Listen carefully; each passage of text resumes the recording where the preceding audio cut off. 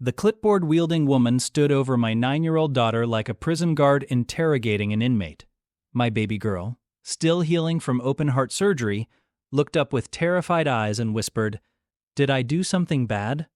The woman smirked, and said, "That depends on whether you can prove you belong here." I was watching from the kitchen window. My coffee mug hit the counter. And I promise you, that woman had no idea what she'd just started. Let me back up. My name is Raymond Vasquez. I'm 48 years old. I've been the police chief of Maplewood City for 6 years. Before that, I spent 20 years on the force working everything from street patrol to homicide. I've stared down armed suspects. I've negotiated hostage situations. I've testified in court against some of the worst people you can imagine. But none of that, none of it, prepared me for the rage I felt watching a grown woman bully my 9-year-old daughter on our own front porch. Her name is Sofia, my baby girl. She's got my wife's dark curly hair and my stubborn streak, and 3 months ago she almost died on an operating table at Children's Memorial Hospital. Hypertrophic cardiomyopathy.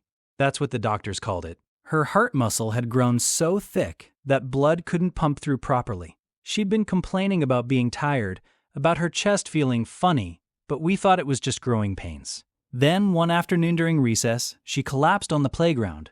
I got the call while I was in a budget meeting. "Mr. Vasquez, your daughter has been taken to the emergency room."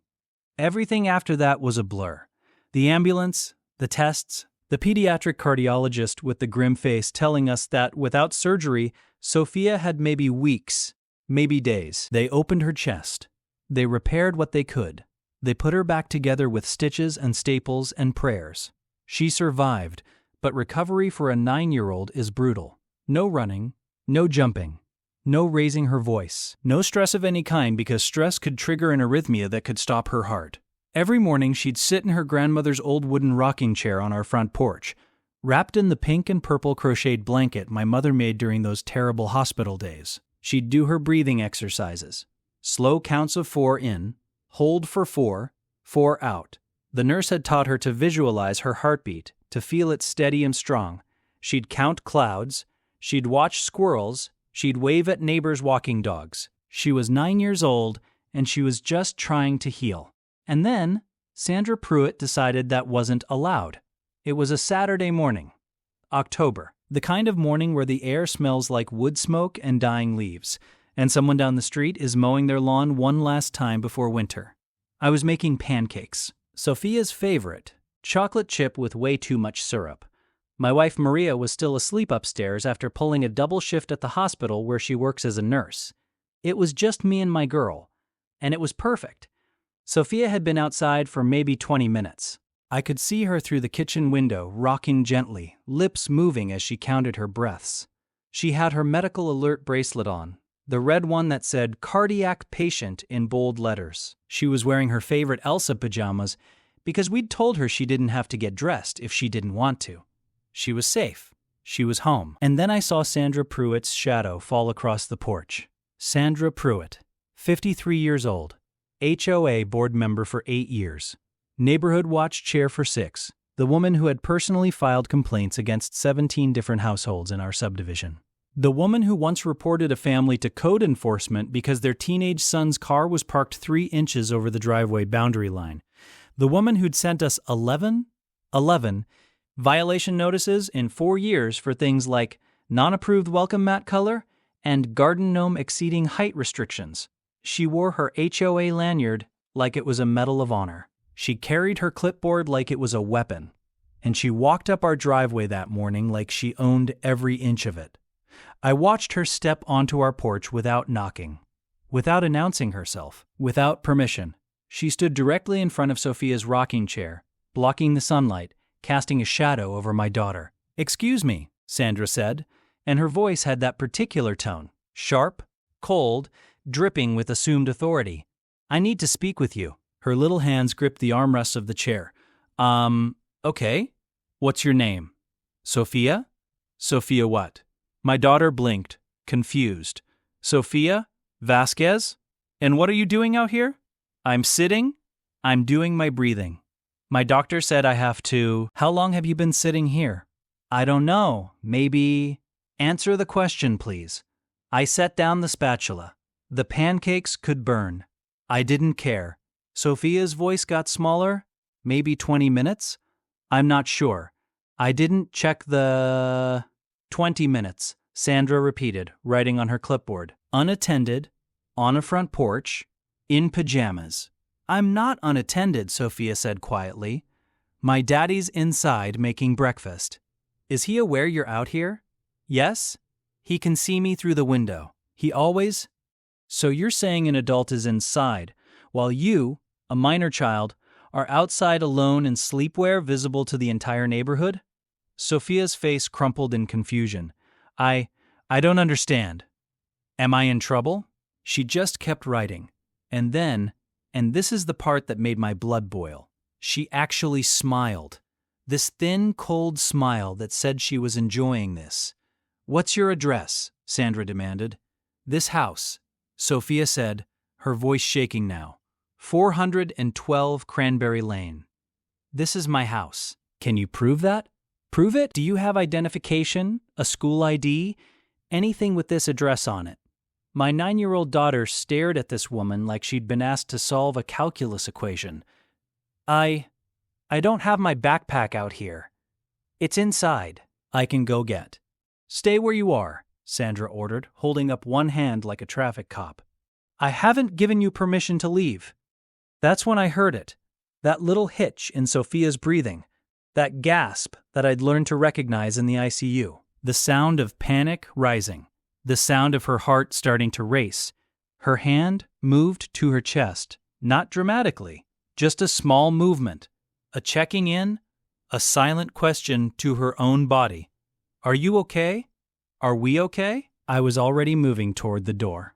I'm going to need to speak with your parents, Sandra continued, flipping through pages on her clipboard. Because we've had multiple complaints about a child loitering on this property without supervision, and there's also the matter of this chair. What about the chair? Sofia whispered. It's not on the approved list of exterior furniture items. According to HOA Guidelines Section 7.4, all porch furniture must be... Sandra. My voice cut through the morning air like a blade. She spun around, clipboard clutched to her chest, and I saw the flash of annoyance cross her face before she rearranged it into something she probably thought looked official. Raymond. Good morning. I was just conducting a routine safety check. Her eyebrows shot up. Excuse me? You heard me. Get off my porch. I have every right to ensure the safety of this community, and when I see a child outside unattended, she's not unattended. I'm 10 feet away. She's on private property. She's doing breathing exercises her cardiologist prescribed after open-heart surgery 3 months ago. And you just scared her so badly she's checking her own pulse right now because you made her heart race. So I'm going to say this one more time, Sandra. Get off my porch before we have a very different conversation. She didn't move. The HOA bylaws clearly state, I don't care what you think the bylaws state. I'm the neighborhood watch chair. I have a responsibility. To harass children? That's exactly what you're doing. I stepped fully out onto the porch now, positioning myself between Sandra and Sofia. You walked onto my property without permission. You interrogated my 9-year-old daughter. You demanded identification from her. You told her she needed your permission to move. You criticized her clothing. You threatened to remove her chair. And all of this while she's recovering from major cardiac surgery. I wasn't aware she had a medical because you didn't ask, you didn't introduce yourself, you didn't speak to a parent.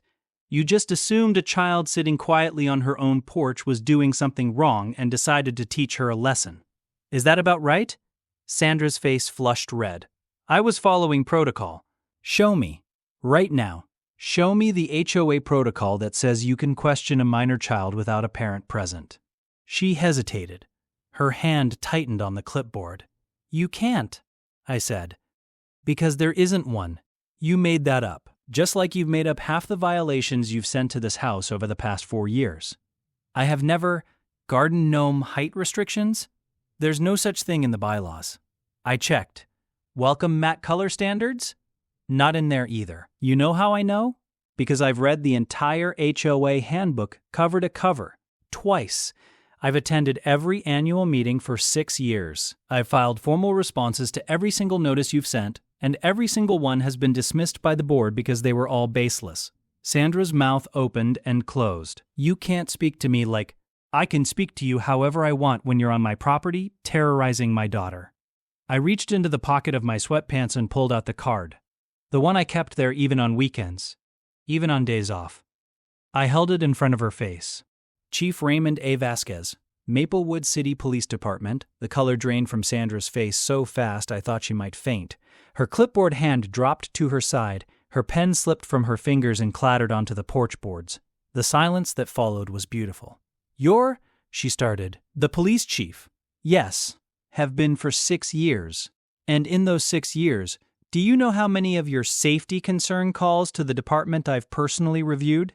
43. Not one was a legitimate safety issue. Sandra's face had gone from red to white to gray. Here's what's going to happen, I said, my voice dropping to that quiet, controlled tone I used in interrogation rooms. You're going to leave my property right now. You're never going to approach my daughter again. If you see her on this porch every single morning for the rest of her life, you're going to keep walking.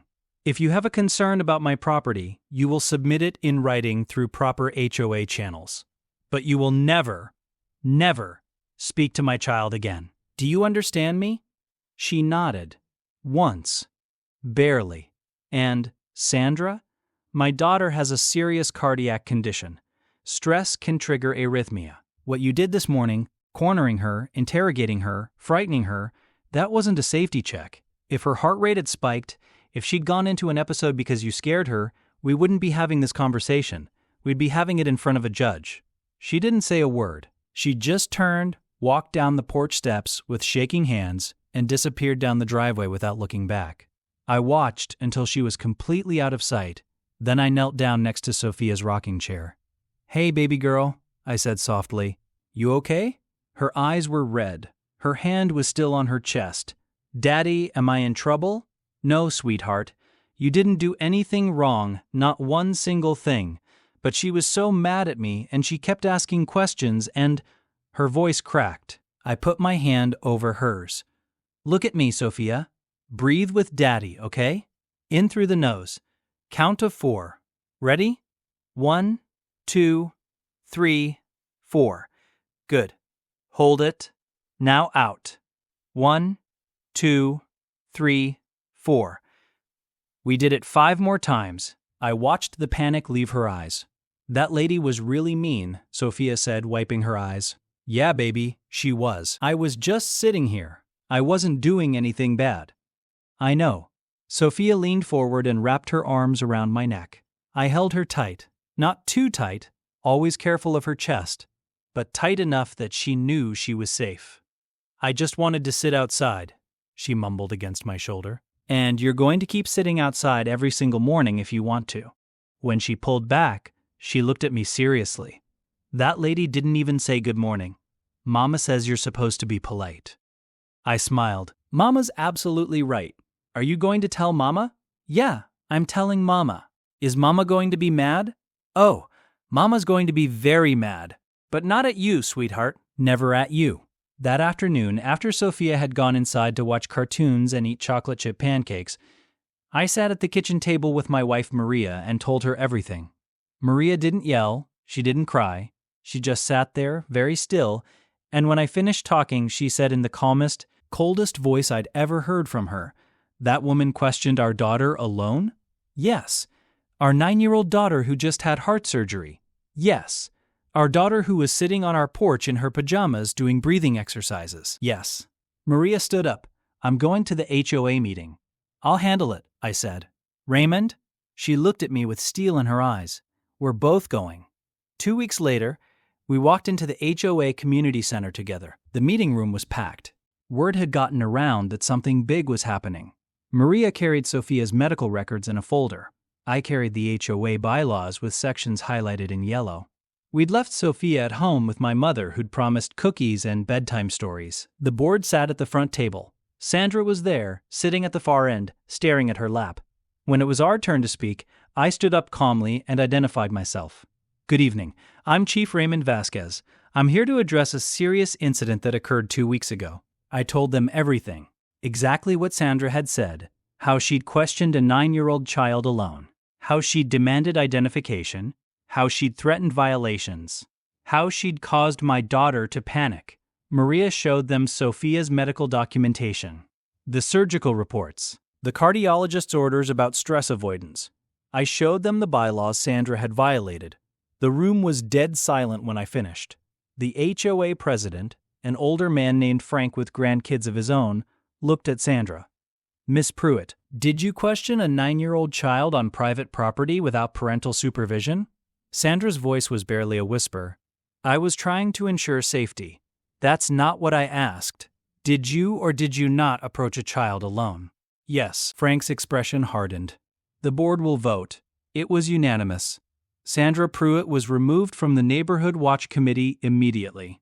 A formal apology letter would be sent to our family. The bylaws were amended. No HOA member could approach or question a minor without a parent present. Period. Sandra didn't look up, didn't speak. 2 months later, we heard she'd sold her house and moved to a different town.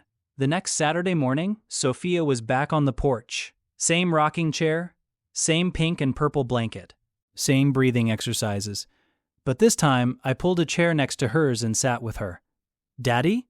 she said after a while. "Yeah, baby? That lady's not coming back, right?" "No, sweetheart, she's not." "Good." Sofia rocked gently, counting clouds. "Because this is my spot." "Yeah," I said, smiling. "It is." She reached over and put her little hand in mine. We sat there together in the morning sun, listening to birds, watching the neighborhood go by. Her heart was steady. Her breathing was calm. She was safe, and nobody was ever going to take that from her again. Not while I was her father.